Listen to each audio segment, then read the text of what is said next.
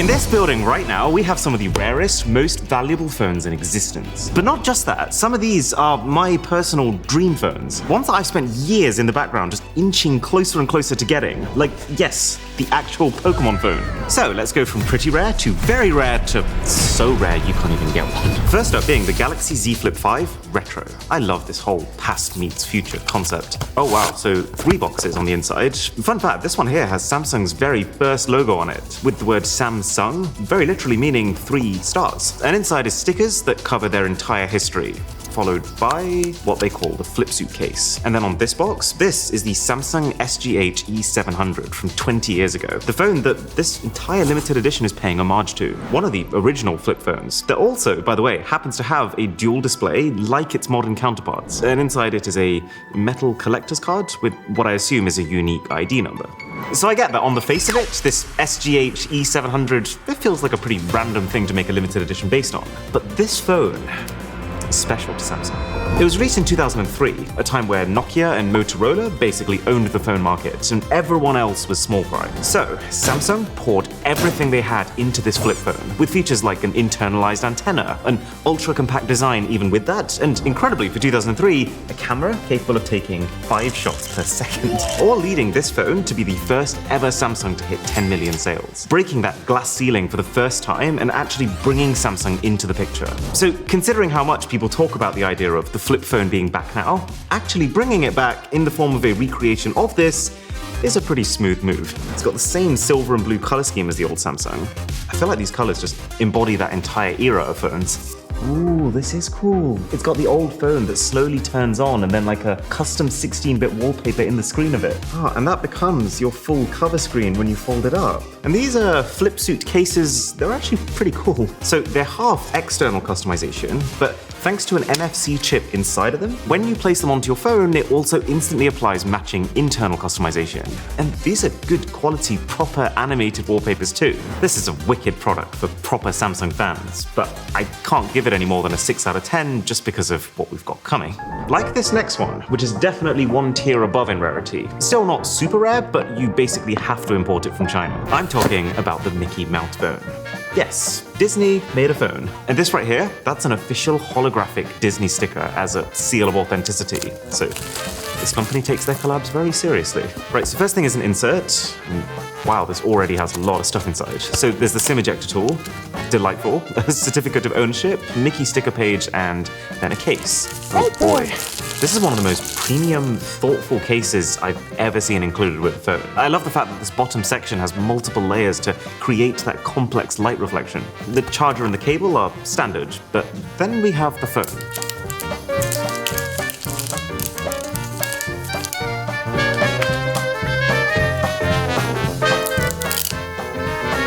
So, pretty incredibly, I'm holding right now the first time ever that Disney has collaborated on the design of a phone.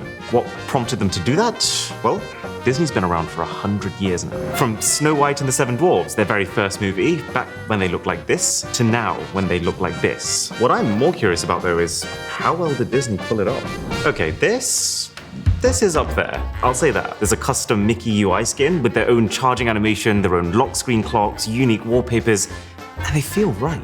You know, very often with these brand collabs, they can come across as a bit cheap on the software end. This is quite the opposite. I always appreciate when designers go to the effort of making every icon look consistent and not just the few that sit on your main homepage. And then even the back of the phone, every single section has its own individual texture, which makes it feel a whole lot more interesting to look at as opposed to a flat Google image JPEG just slapped on the back. Like Mickey's buttons, for example, the way they reflect light differently to his clothing actually makes them feel like buttons. Shame there's not enough room on the back panel to add 2 little Mickey ears from the camera, but I haven't even shown you the best bit. Okay, so we open up the camera, we go to portrait mode. Try taking a photo of me like this. Oh, the camera sounds delightful. Look at that, Mickey Mouse bokeh. It turns all those little soft blurred lights in the background into Mickeys. It is quite a large phone though. I'm slightly upset they didn't make a mini version. Takes the Mickey? Oh, you're taking the Mickey. And now, just before we start getting to the eye-wateringly expensive, let's go for the shockingly cheap with the Mr. Doodle phone.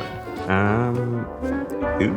Mr. Doodle, aka Sam Cox, is a British artist who specializes in, stay with me here, doodles. Ever since he was a child, he's had a habit of doodling everywhere, on all sorts of things, like less paper, more tables, and chairs, and even walls. So it's pretty cool that that has now become his entire career, with him blowing up online in 2022 through the Doodle House, this highly creative and no doubt painstakingly time-consuming stop-motion video where he covers his entire house in graffiti spaghetti, as he calls it. And some of his works now are selling for over $1 million. Wow, what a way to start. So that's the phone, based on the Techno Camon 20, and below that, transparent stickers to make your own doodles, I guess. It comes with a transparent case, which is fair, you'll want to be able to see this design, a normal power brick, cable, and SIM tool. And this is the phone.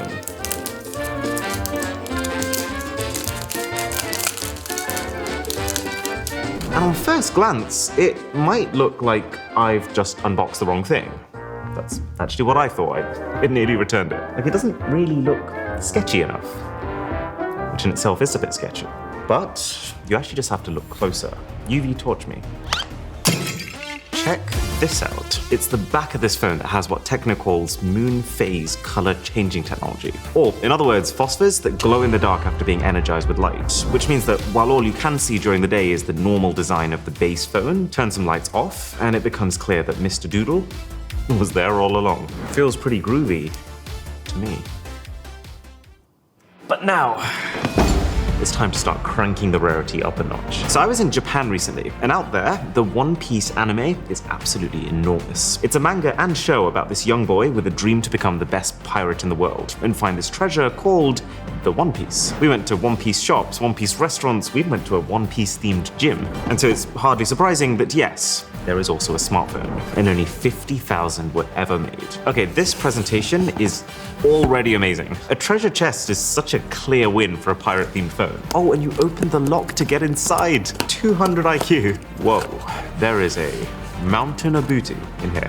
The phone's on top, there's some sort of dock, and actually custom-themed charging cable. This is like the entire cast of characters. And this is Luffy, the main guy. Oh wait, it gets better. I just realized each one of these is a dust plug to cover your 3.5mm headphone jack, which also means you get a 3.5mm headphone jack. Right, there is one massive thing inside of here, and it's an entire construction project.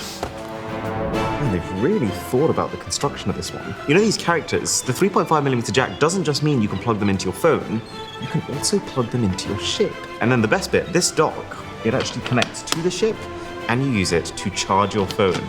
Oh, and obviously every single character has its own individual plastic wrapping. That is Japanese tech through and through. Now as for the phone itself, this is an old phone. It's from 2012, which makes it, basically a fossil by smartphone standards. But look at it, so much love has gone into the theming here. Like everything from custom boot up animations to a custom animated wallpaper, which makes it look like you're on the ship with these guys. Even custom widgets, like the music player. Wait, even the apps themselves are custom. You can literally see the theming carry through to everything. As for a rating, it's obviously dated, and some of the design choices I would say are not for me, but at the same time, I have never seen a limited edition of anything in my life that has this amount of sheer effort poured into every corner, so we've got to give it a 9. Okay, now that that ship has sailed, I do want to clarify something, that while I do love pretty much all collector's edition phones, if I had to level one criticism, it would be that, while of course they're really cool at the moment where you first unbox them, they can often over time start feeling a bit tacky after a while of being your daily driver. And that's a sentiment that it feels like the OnePlus Marble Odyssey edition is designed to counter. Just from the outer box, it already feels less shouty and more subdued than most. And if we unwrap it, there's an inner box, which says, "As unique as you." Which is actually what I think is so interesting about this particular limited edition. Every single phone is completely one of a kind. So on top we have an insert with some manuals, a clear case, nothing really special going on with it, maybe the biggest SIM ejector tool I've ever seen, nice though. And then on the bottom is a pretty standard OnePlus charger and OnePlus Red cable. Now the phone, which I am curious about.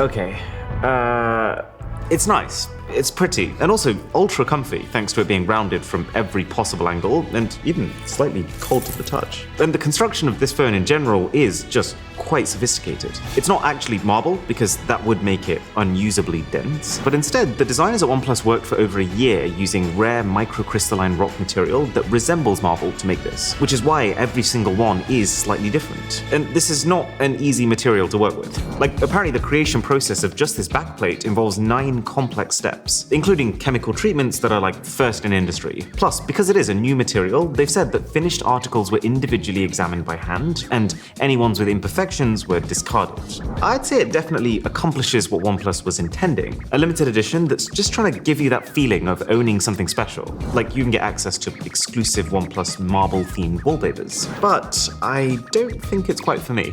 I mean, the wallpaper just looks like a recolored version of the base phone's wallpaper, but more importantly, if your key selling point is that your design is one of a kind, I think that loses quite a lot of its appeal given that you have to squint to actually see that design. It's too subtle, 5 out of 10.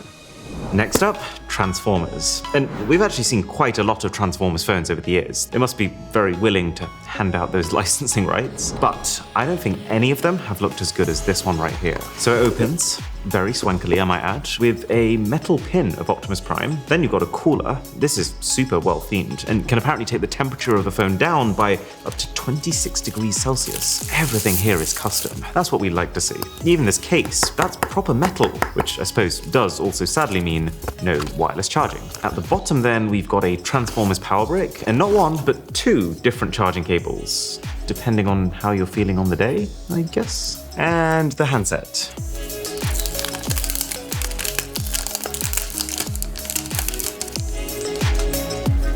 Okay, this back design, this is what I would call Prime. Like, it's actually thoughtfully themed after a Transformer, instead of just being a quick image of one. And this metallic band in the middle, it's not just that you can see it, you can feel it. Yeah, boy. But with past Transformers phones, the software has tended to be what's ruined it. So let's see. Oh, cool. So every time you unlock the thing, it cycles between a bunch of wallpapers that suit the theme of the phone. I definitely prefer something subtler like this as opposed to, oh, you wanted Transformers, right? Well, here's one. Hello there. Oh. Unfortunate timing. Well, you know what? This is actually way, way better than past ones. See, the thing that this setup has that many limited editions don't is that it actually feels intentional. Like the focus of the wallpaper, Optimus Prime's head, it's not being overlapped by icons or widgets, and it doesn't look like an over-sharpened mess. So you get the feeling that care has been put into it. There's actually a whole load of custom wallpapers here. You've got shadow flow and AI painting and meta universe and even animated ones like Armored Battleship. I like this menu. The icons too, they completely match with the wallpapers. And the theming's sick. Red and blue accents echoing Optimus Prime's colors. Oh yeah, the clock icon actually tells you the real time. Even the folders look like some sort of machined futuristic drop pod. The theming doesn't go much deeper than just the home screen, but these guys have really turned this around. Worthy, I'm gonna say, of a 9. And you know, in a similar vein, we've seen limited edition Genshin Impact phones before too. You know, that really popular phone game that everyone uses as the benchmark to show off graphics. Yeah, that one. But I have never seen one like this. Look at this packaging, apparently inspired by the ancient Chinese stacking lunchbox. And there's a really good reason for that. See, this isn't just a generic limited edition for Genshin as a game, but more a very specific limited edition centered around the character Xiangling. She's a pyro, or fire-based character who's fittingly the head chef, hence the lunchbox. All right, so in the first compartment, I want to say a pen? Nope, it's a scroll. Every time I see scrolls, I just think of the Dragon Warrior scroll in Kung Fu Panda. Except this one isn't empty. It's very authentic feeling. I mean, it's even got that traditional scroll grain. I'm impressed, OnePlus. And then on the front of this book is Guoba, who in the game is god of the stove and like Xiangling's partner in crime. That's insane. It actually changes expressions as you move. All right, so on the inside, you've got 3D pop-up art. You've got a pack of collectible cards, what looks like a set of stickers, and really weighty Guoba SIM ejector tool. Maybe the first time that sentence has ever been said. And then the bottom compartment is where we find the phone. Let's take a look at it. Man, we've seen maybe more limited editions than anyone else on the planet. Well, that's a crazy thought. But I've got to say, OnePlus really took the brief seriously. Is the phone as impressive as the rest of it? Well, it's got a leather-like finish, which is again super high effort since the phone that it's based on has a glass finish. And then of course Xiangling also gets her own custom fire theme. And this is how I think it should be done. A loud, flashy, animated lock screen wallpaper, which then transitions to a much subtler home screen wallpaper. Your home screen's gonna be busy anyways, so a busy wallpaper on top of that can just become clutter. And this is subtle but nice, a warm orangey color theme that's running throughout the entire UI of the phone. It's got a brand new charging animation, and these just keep getting better and better. You can see the fire starting as you plug in, and then slowly fizzling out as you unplug. The icons are all themed too, but the theme basically just turns them into octagons, which is not aesthetic. They've also added a custom keyboard, and it creates a chili pepper every single time you tap a key. Just when I thought they'd figured out subtlety. You gotta commend the effort though. They could have just left it, but they thought no, chili peppers. So this feels like a 9 too. Right, so that phone was nearly $1,000. This next one, $315. Very rare, yes. So rare, in fact, that the website is actually gone, but very affordable if you can find one. And when you look at what it's actually got going for it, that price feels bemusing. So this is a collaboration between BMW and the phone company Infinix. We got an intro card on top, and whoa, this box is an absolute party. So there's a wireless charger in here, which can deliver 15 watts of power. That's pretty good. There's a set of wireless earphones. You can kind of tell this is on the more affordable end by the way some of the packaging feels, but at the same time, I'm getting far too much for the price to be complaining. Oh, and also just realized there's another tray below everything else, which has a BMW tag for your keys and also a VIP card with perks like prioritized repair services. I don't know why they still print these out. We need virtual ones for our virtual wallets. I guess it just makes you feel cool. So this is already a very impressive package for its price, with the phone's back embossed with tiny little triangles to resemble the grip of a steering wheel, a custom Android theme harmonized with BMW colors, and a feature they're calling Magic Ring, which is basically Apple's dynamic island. It is useful, to be fair, for some really subtle notifications, but it's got one more trick.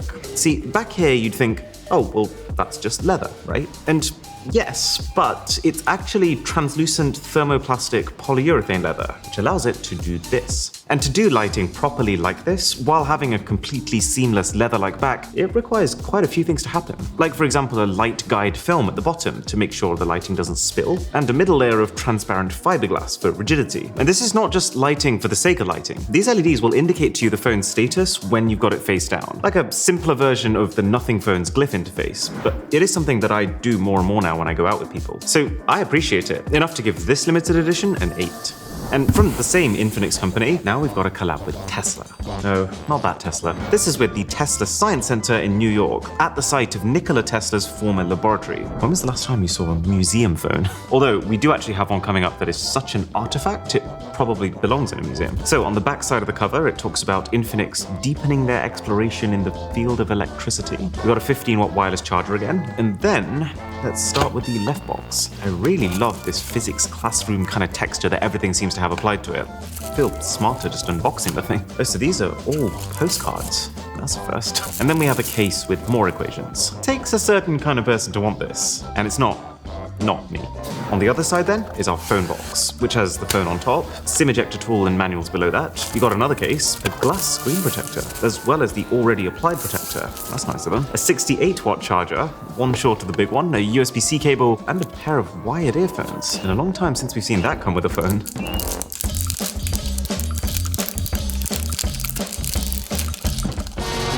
So what is this? How did it come about? Well, Nikola Tesla was basically the founding father of modern-day electricity. And the application of that electricity is still what makes every current piece of technology possible. So, you know, we have that to thank him for. And that's what the Tesla Science Center does. It honors Mr. Tesla by both showing all the awesome things that have become possible because of him, and also encouraging the next generation to make the next set of breakthroughs. So I guess the link to Infinix is, well, Nikola Tesla was really good at electricity.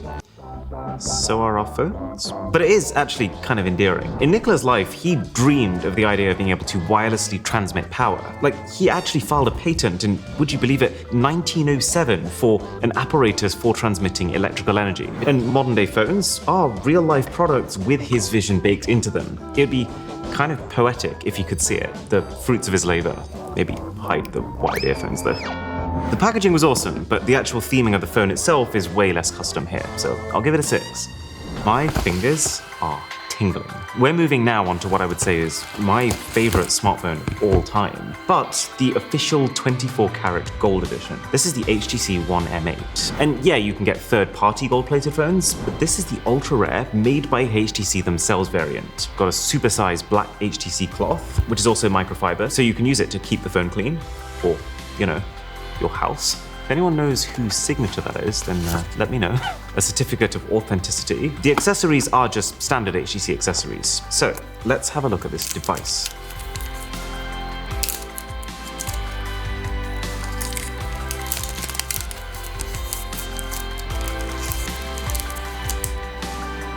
Oh man.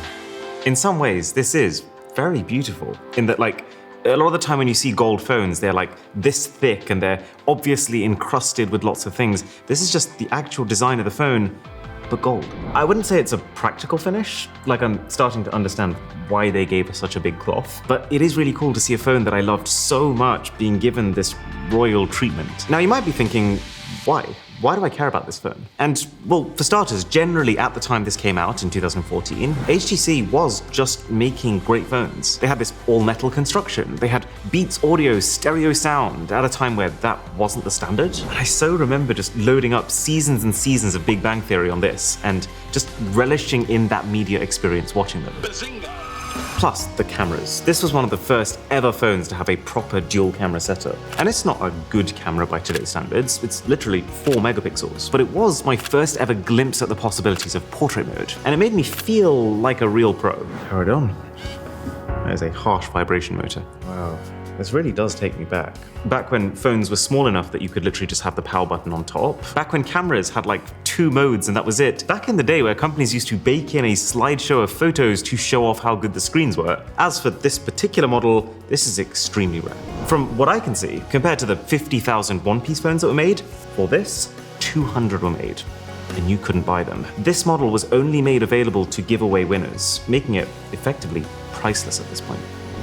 Now, coming from that to this, the Nokia XR21, you're probably thinking, what's so special about that? After Disney and BMW and 24-karat gold, I mean, this just looks very normal. But see this on the back? 32 out of 50. Yeah, this limited edition that I'm holding in my hands right now is literally 1 of 50. And actually, only 30 of those 50 were made available. No one sent it to us, we didn't use a third-party seller. I actually sat there, like the uber nerd that I am, waiting on the product page for it to become available, just so I could buy it and be the first one to show it to you. Now, why on earth did I do that? Well, Nokia, as you might know, is a Finnish company, and they've for a long time now been making, I would say, very consumer-centric decisions, making all their phones affordable, giving people lots of updates, 1 year of screen replacements for free, really large batteries and tough construction. But for the last 5 to 10 years, that hasn't really been what sells phones. It's really been the Chinese companies, those who don't necessarily focus on the nice-to-have little things, but can just make better spec phones for even less money. That's what the market has asked for, and that's what's caused the extremely rapid growth of companies like Xiaomi and Realme. But now, only just starting very recently, it is starting to feel like the tide is turning. I guess with the current political climate, there's a growing market of people who are starting to have doubts about what's happening with their data when they buy a cheap Chinese phone. And they're increasingly looking for something locally made, which plays very well into Nokia's positioning of, we might not be the cheapest or the best spec for the money, but you can trust us. And to really steer into it, while Nokia phones have historically been designed in Finland but assembled in places like China where it's cheaper, they're now starting to be assembled in Europe too, with this limited edition being the first phone to actually come off those European production lines. There's nothing particularly extravagant or mind-blowing about using it. I mean, considering the normal version of this phone is like $500, it's very clearly not trying to spec for spec match what the market is doing, apart from the durability. The thing's got rubberized ultra grip edges, which also creates a bit of a lip to protect the screen, and the back is like ribbed plastic, which, while not fancy, is far less brittle than glass. Kind of seems like Nokia's just accepted the memes at this point. With this limited edition having both military standard 810H and IP69K certifications, meaning that you should be able to both drop it without a case and also spray it with some very high pressure water, just in case that's on your to-do list. But it gets better. Because yes, this right here is a Pokédex. Oh, and my entire childhood. I can't believe I'm actually holding the Pokemon phone right now. Okay, so it starts with a bunch of custom accessories, a Pikachu tail for your keys, a Pokeball stand, I want to say, and then stickers. So that's Bulbasaur, Charmander, Squirtle, Pikachu, Snorlax. It's pretty clear that this is being targeted at adults who grew up with Pokemon as opposed to new, younger fans, which makes sense given that pocket money is not going to buy this. We got the case, which is all Pikachu, with two different design options depending on what you're feeling. Another Pokédex, which in this case is your carrying pouch. I will say the print quality is super high, and it feels like really nice leather-like material with felt inside. And then the phone, which once inside the Pokeball packaging, looks to be fairly normal.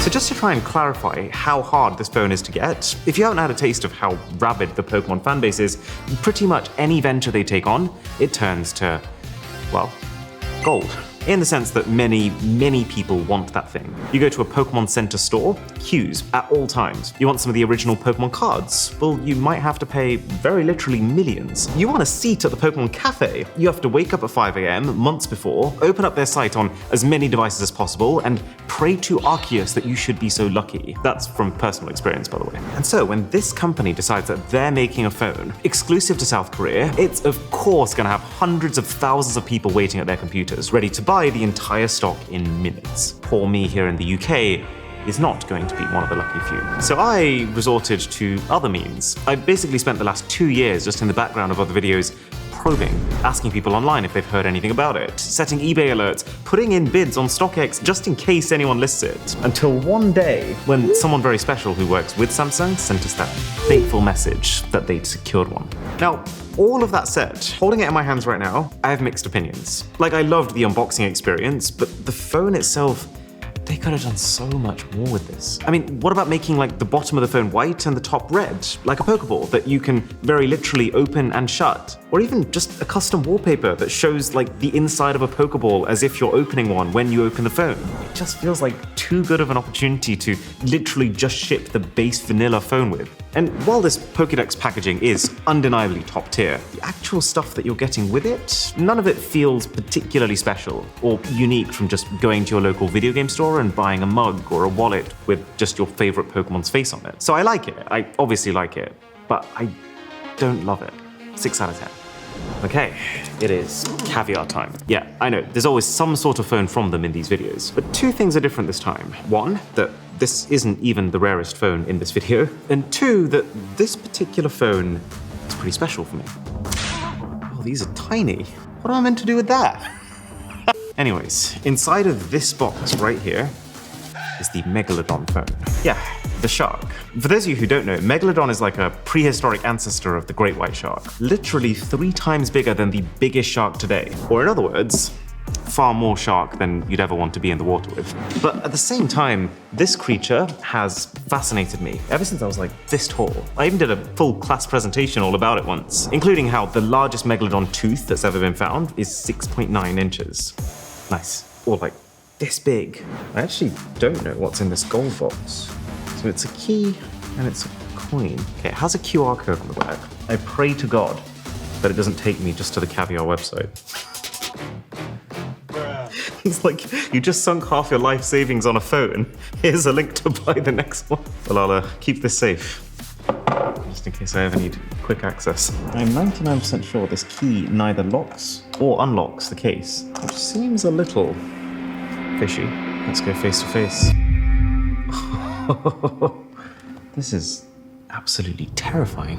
Got reams of paper in here. International Certificate of Ownership. And then you've got another plug to go buy more caviar stuff. Got a warranty, Certificate of Authenticity. Ah, okay. I actually want to show you this. Now this phone, there were only ever 12 of this phone made, which is extremely limited. And to top the whole thing off, you see this little brown bit right here? Can you guess what that is? It's a fragment of a real Megalodon tooth. Now, I'm not someone who usually cares for fancy jewelry or the grade of diamond that a phone has encrusted in it, but that, to feel like I'm touching a physical part of this prehistoric sea monster, that is wild. And it's what this Certificate of Authenticity is supposedly verifying. It says tooth discovered in Georgia, USA. Georgia.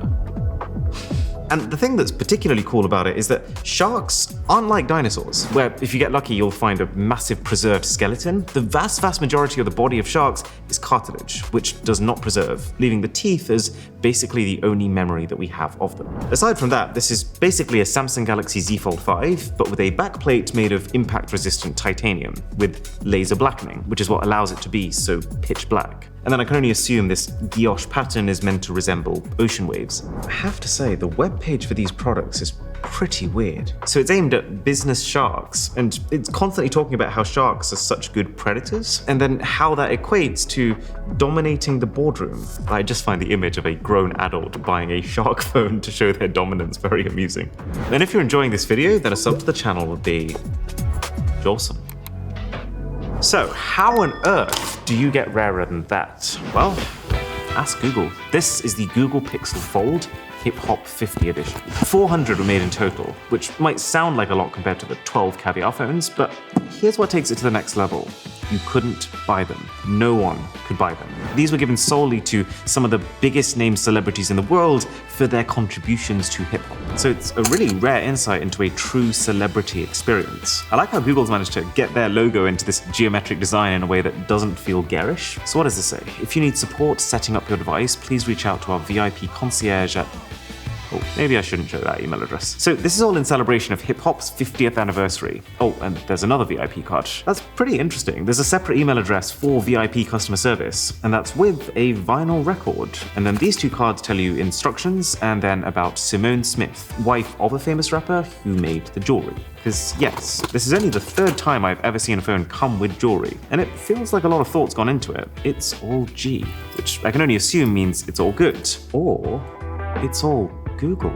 There's a set of Pixel Buds Pro. These look like standard buds, not customized. The Pixel Fold with this special commemorative engraving on the camera module, and that's not even really the star of the show. It's this, an actual vinyl player. How awesome is that? So this idea of a genre of music being founded it's a weird thing to think about, but it looks like what Google is referring to is in 1973, when DJ Kool Herc used two record players playing at the same time to basically isolate and loop the percussion breaks of songs, switching between playing from both of these two record players to give more time to a song's most danceable moments. The actual phone is very close to the original stock version, and if you ever decide that you're not happy with the way your phone looks, then Rhino Shield can fix that. They're sponsoring this video so I can show you their whole design your own case feature, for which, first of all, Rhino Shield offers an advanced printing process that results in a finish that won't fade or even scratch. And then to design your own, you just have to hop onto their website and use their interface, which is really intuitive. You have endless room for creativity when using it, like you can upload your own photos, you can combine with their stickers, you can choose your texture, and then the style of case you want to be designing. It is immensely customizable. You can even pick from 16 camera ring colors and 27 button colors. I've loaded up the old Mozart. See how it sounds. Hey, not bad at all. Man, what a vibe. This is like the perfect setting to have this music playing. Besides, because Rhino Shield cases are entirely made from a single material, they're incredibly easy to recycle without any additional sorting stages. And because it's Christmas, they've got us a code, Mr. Boss 15, which gives us 15% off everything on their site. So go check it out after this video. Oh, and also, that's a cassette player. 1,643 videos on this channel, and you've never seen a phone come like that.